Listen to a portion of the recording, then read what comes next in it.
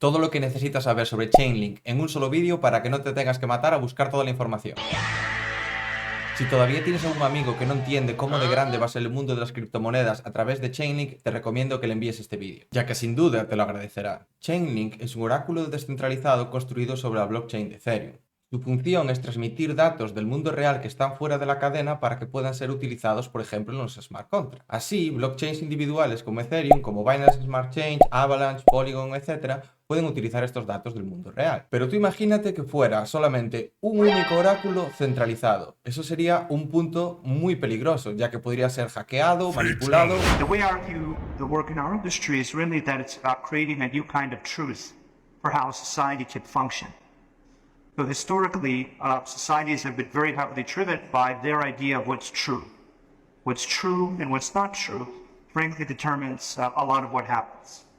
The first versions of what's true were really stories and myths and religions, which gave people a certain pattern of how to understand the world. And that was what guided a lot of society. Then we went on to what's known as scientific truth, where basically science started to define truth.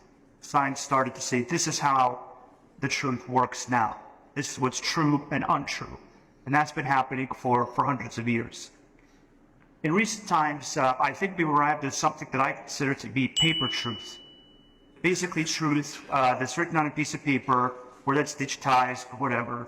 But that truth doesn't really relate back to reality. And there's more and more of it, and more of it determines things about our life in a very strange way. I think we are all part of creating what I consider to be cryptographic truth, where the world is forced to coincide with what is being represented to you. So cryptographic truth basically guarantees you that whatever is being told to you is the way the world is up to a certain point. Another way to view this economy is the difference between paper promises and cryptographic promises. So for example, paper promises are money in your bank account, which the bank could decide not to give you. Cryptographic truth is when you have a private key and you control something directly yourself. And the only thing that could ever lead to you not controlling that thing is if math and encryption stop working. That's what we do. We provide huge amounts of cryptographic truth, the most in history, to these things called blockchains, which are basically like cryptographic truth processing and storage machines, where you have contractual conditions and contractual outcomes executed by this cryptographic truth. Chainlink tiene muchos casos de uso para muchos productos. Por ejemplo, tienen VRF, que es un generador de números aleatorios, justo y verificable, que permite a los contratos inteligentes acceder a valores aleatorios sin comprometer la seguridad o usabilidad de la red. Esto, por ejemplo, es muy necesario en el mundo del gaming. También tenemos la automatización, la prueba de reservas, pero el más grande, y lo que la mayoría de la gente no se da cuenta todavía, el protocolo de interoperabilidad TCP es un nuevo protocolo generalizado de comunicación entre cadenas que proporciona a los desarrolladores de contratos inteligentes la capacidad de transmitir datos y tokens a través de diferentes blockchains. Si estás de acuerdo conmigo en que el mundo tiende a estar cada vez más digitalizado, van a necesitar surtirse de datos del exterior, como por ejemplo ha fulanito pagado su hipoteca, y por ahora el oráculo más seguro y con más confianza de los consumidores es Chainlink. Y esto es independiente de qué otra blockchain estén utilizando ellos. Da igual que estén utilizando una blockchain privada propia, da igual que estén utilizando la blockchain de Ripple. Right, so there used to be this whole theory that I'm a bank and I'm so big and important that I'm going to have my own chain and that's going to be it. I'm just going to use that one chain and everyone's going to come to my chain and be with me on my chain. Now banks are realizing that that's not realistic. And what's actually going to happen is that there are going to be hundreds of different chains. Every bank is going to have its own chain. And in order to transact with that bank, with the other bank, you're going to need to connect to that chain. If you don't connect to banks, if you don't connect to counterparties on their chain, then you won't have clients, you won't have users, you won't have liquidity, you won't have markets. If there are no markets, there's no point of making your assets.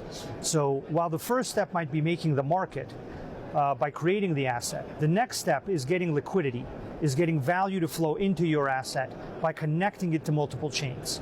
And I think banks have realized this, as have the CSDs, the asset managers, various other market infrastructures, and this idea that you won't reach this state of either your own chain, having all the users come to you, or some magical global chain that all the banks are going to be on simultaneously.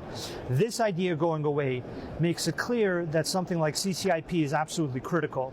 And I think we're by far the farthest bridge technology and connectivity technology both into chains and across chains. And I think banks see that thanks to our work with SWIFT and DTCC and Euroclear and all the participants in the recent POC. The report we put out with them, I think, was also very helpful. And we have a lot more going on with a lot of the people in that report. Y estamos viendo a esta adopción en tiempo real ahora mismo con un banco que se llama ANZ y ha conseguido con éxito tokenizar el dólar australiano y el dólar de Nueva Zelanda, así como bonos. Escucha lo emocionado que están los servicios bancarios por poder utilizar este tipo de protocolo. Entre tú y yo, están emocionados del dinero que se van a ahorrar. This is kind of the pinnacle of our achievement so far, but it's a journey of 2 years. We set up a digital asset services team at ANZ 2 years ago.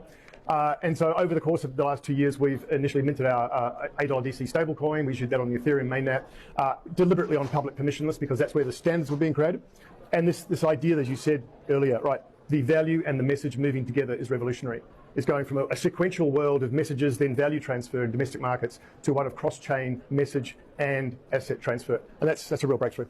So we've just created our own digital asset portal so our customers can access and send instructions. We've got a tokenization engine which has been built by our technology team. We've also got a smart contract building capability. We've got marketplace contracts that we built ourselves. And we've got wallet infrastructure from Fireblocks that we give to our customers to facilitate these transactions. And as I said, we've integrated a number of our commercial APIs into the transaction flow as well. Si te ha parecido un poco confuso, no te preocupes que Sergey, el CEO de Chainlink, te lo explica mucho mejor. ANZ is a very forward-looking bank. They have over $1 trillion in assets under management, which is quite a bit. They're one of the biggest banks in their region. And I think they're also very innovative in what they're trying to do. So they are one of the banks pushing green assets and carbon credit assets, and they have a real, I think, leading position in their part of the world on that. What we did with them was there was a stablecoin created that was used for DVP, delivery versus payment, of a carbon credit green asset, which is called a reef credit, which is a carbon offset asset or an environmental offset asset related to the barrier reefs in Australia. And so there's a return for holding the asset because the asset represents a reduction in the chemicals that go out and damage the reefs. I think these types of assets are new assets coming into the financial industry. And new assets are actually easier to turn into blockchain-based token assets and tokenized real-world assets.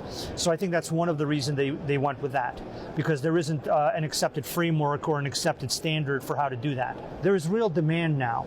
Real-world asset tokenization is something that banks are uniquely positioned to do because they know how to package things into financial products very well.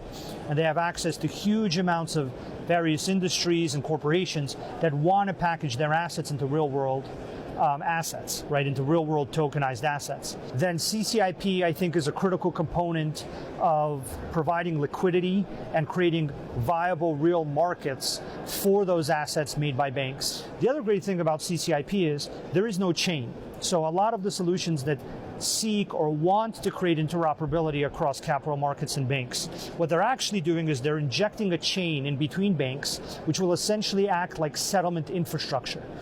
And banks do not need more settlement infrastructure in between them and their counterparties. It's just not something they're excited to do. A, there's a lot of settlement infrastructure already, and they're making their own chains for that purpose. And B, they kind of view it as a cost that they don't want or need. What they actually want is they want more usership, more liquidity,